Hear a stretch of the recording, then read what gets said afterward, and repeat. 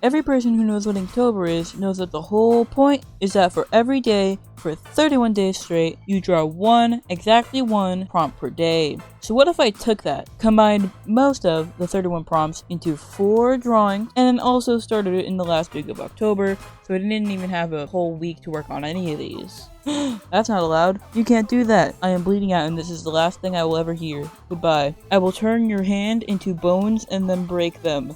Turns out, doing this can result in some pretty wild scenarios. That intro bit has context, I promise. To describe the challenge in its entirety, I can only describe it as Inktober, but I combine at least a week's worth of prompts together to make a situation. Could be any situation. There's a character every week to make sure that the situation feels more complete. Because I started this challenge so spontaneously and so late, I now feel obligated to break every single rule of Inktober. So I'm just gonna kind of roll with it and see what happens. Immediately when planning, I ran into a few problems, mainly being that 7 is simply not divisible by 31. However, if I just remove the prompts I don't like, that fits now. Woo yeah. Good intro, good intro.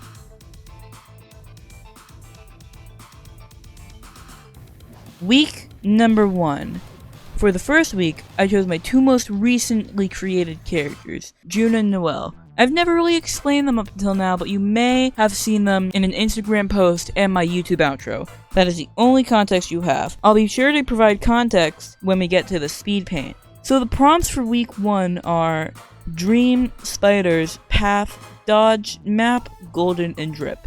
Here is the arachnophobia warning, obviously the word spiders. Also, they're just like circles. If I give you a pile of circles and I tell you it's a spider and suddenly you're scared of them, it's probably best you skip to this timestamp. This week definitely has the most concept sketches. It's the first one I came up with. The first concept sketch was the first time I ever came up with this video. The second one is basically the drawing we have now, but the colors way different. It's the same colors, different pinks, yellows, golds, purples. That's the color scheme, baby. I was gonna color this drawing normally, but then I had an idea. And suddenly, I was trying a new coloring technique for the first time. I start by coloring it in grayscale, focusing on putting the main character people into focus and making the background kind of darker. These rules can be broken later when I get into colors, however, this is just a start. Then, I take a layer, and what I do, I make a color layer. I see these things sometimes called underpaintings. They're like color that sets the mood. And I'm like, what if I do that with digital art? And so, I choose the color that fits the vibe the best. Then I just go in, color pick that color, and then shift the hue to the color, and I adjust it to make sure it fits the image in my head. Usually I would use like a normal layer, but for this one I used a combination of hue and normal layer to see what happens, because this is the first time. I think using this method, at least for me, made my colors look way more uniform, and it made the composition stuff way easier. Now, will I use this for every drawing? No. But for those with busy or crowded scenes, I'm definitely going to consider using it from now on, which is awesome. I love learning. Sometimes. In the drawing itself, we have it all. The 2 witches going down the golden path, or what was supposed to be a staircase. Noelle is the kid apprentice, dodging a close call with a spider. June is trying to find both of their ways with a map. The clouds symbolize that they're in a dream, and the golden raindrops are also gold. And guys, when I realized that the yellow rain could be interpreted as piss, I panicked. Pretty damn hard, too. It was Operation Don't Think It's Piss Please, and you know, I think it worked out. So what I did is that, like, do you guys think piss can be reflective? I don't think so. Instead of like a normal yellow, I love gold rendering, because this is what I do. Base yellow, orange around the edges, white in the middle. Very grossly oversimplified, but that's what my thought process essentially boils down to. Like, macaroni and a pasta pot. There's like 2 spiders holding hands, and I think that's awesome. The screen layer really tops it off, makes everything cohesive. It's awesome. But that is drawing number 1.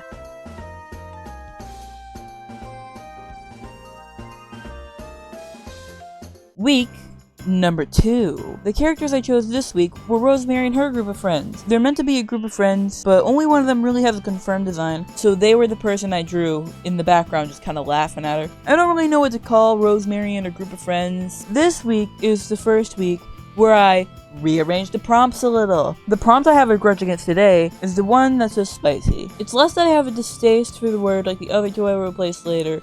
I just had a very, very specific image in mind based on like the first 3 prompts, and everything else kind of fit around it except for the spicy prompt. So I just cut it entirely. With that in mind, this is the idea. The group of friends, they're wandering and stuff, and they come across this like cardboard box thing. They see a sign, also made of cardboard, that says fortune telling. Fuck it, man. We haven't seen shit in days. Why not just ask the guy where we are? And then they go in, and then said guy is a frog. I guess like the fucking orb, the fortune orb, like it's bounced on this trampoline or something. I don't know, man. It just had to fit into the prompts. One of the more bizarre ones, really, but I don't mind. I think it's funny. I made the shelves empty because I'm lazy, but I could imagine just like card decks and like second backup orb. But I should get to the point. The prompts for this week were Toad, Bounce, Fortune, Wander, Rise, Castle, and Massive. Now, I feel like you could see that in every single thing I mentioned. I really took everything into account, which is like the whole point, but I like that. For coloring, I didn't want to use the monochromatic technique at first, and then it did, and it improved my colors dramatically. What else was there to say? I did not look up a reference for what a frog looks like. Can you tell? Probably not. All of my animals look like this. I mean, actually, that one time, who cares? Hello? Speaking of that, we're probably done with that section. Week number 3. Me looking in the mirror. Don't redesign the Angel Devil OCs. It's too obvious. It's too damn obvious. Do something else. Do anything else. Don't make it that. Say hello to my Angel and Devil OCs, Lana and Luna. This is more of an introductory drawing. No prompts here.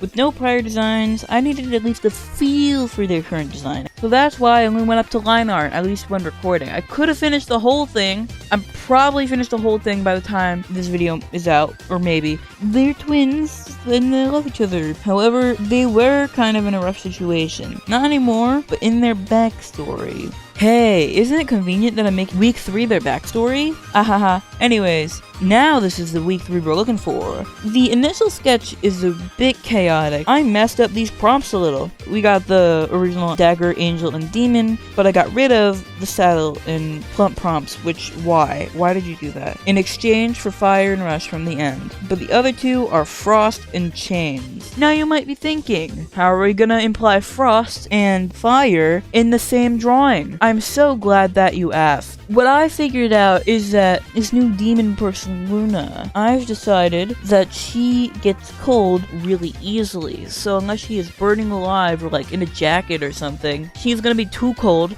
constantly. This is the one I didn't use the monochromatic sketch on. But honestly, I really like the colors anyway. With the magic of layers, I made it so that green, where the lighter skin tones are, the red fire, which makes it look better and stuff. Also, the blue robe for the backstory Lana, pretty unexpected. I just went with it because why not, you know? Oh, I haven't even mentioned their story at all. So basically, they're part of a bigger group of OCs who I also haven't redesigned. I like the lighting. I don't usually do like kind of backlit lighting, but I did it, and I think that's pretty cool. I imagine Luna is like panicking. They just like run away, and then they come to the place.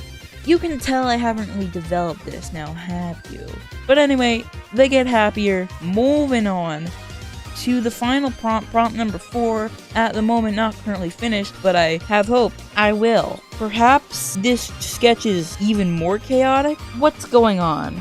The prompts, let's start there. It's the easiest place to start. Scratchy, Celestial, Shallow, Dangerous, Remove, Beast, Sparkle. Yeah. This one's pretty difficult and also chaotic. I, for this one, decided to do this with my Magical Girl OCs, who weren't really designed very well, and then suddenly, a few days before starting the challenge, I went ahead and redesigned them completely. But that's besides the point. How does this relate to anything? Good question. You see multiple girls have gotten a little scratch. After struggling on what their theme should be, the Inktober prompt prompt made me realize, oh, they should definitely be Celeste. That's pretty fun. I imagined kind of a shallow water as they fight for no good reason, except it looks cool, which is good enough reason to me. Dangerous. Do they look like they're having fun? Nuh-uh. Remove the beast. So, what is this beast? So, I sketched this in school, and I was having the same dilemma you could be imagining. What do I put there? So I decided, just for right now, a little smiley face. And I decided, hey, it's Inktober. Why don't we make that smiley face have a pumpkin? And for a little while, I was like, what if that pumpkin had a guy in it? But then, like, towards the end, I was like, hey, it would be funny if it just didn't. And that's exactly what I did. And that's actually a really fun concept. Just glowing eyes and mouth. First, the idea of magical girls went into my brain. Then they just sat there for a while. And then the idea of magical girls in a city came up. And I was like, ooh, that was the idea. But then nothing came until Inktober just now. And this is what I'm doing with it. So I think their names, if I remember off the top of my head, pink girl's Penelope, blue girl's Alana, green is Rue, gender neutral icon, yellow girl is Elle, and purple girl is Willow, yes. The funny thing is, I think from this image alone, you would think that they are like much more angry or violent than they. Sorry, I think someone's coming. But they're pretty cool and chill, I think. I like this drawing, even though it's not done right now. It's what I used for the intro, and this is the context I was talking about everybody. Yay! This was hard to work on, though. 5 people is not very easy now, is it? And they're just like in a basic street sidewalk. Conveniently no cars. And they're fighting this guy. I don't know what this guy is. Just kind of made up on the spot. Because I needed a guy they were going at, and he's just there. They're just there. Who knows? I like the street lamp more than I should. But yeah, that's the end of that. It'll be on the screen when it's done. Yeah, that's the end of the video. In all seriousness, I really like this challenge because I could squish all of these prompts into only 4 drawings. So I feel like I can take my time and really give them all the quality they deserve. Did you guys like this challenge? Let me know in the comments. I really like when I get those. I hit 50 subscribers, and also 60 subscribers, and also 50 followers on Instagram. So I'll be hosting a drawing in a style to celebrate. Tune in next week to see me make the draw this in your style. Yeah. Bye bye.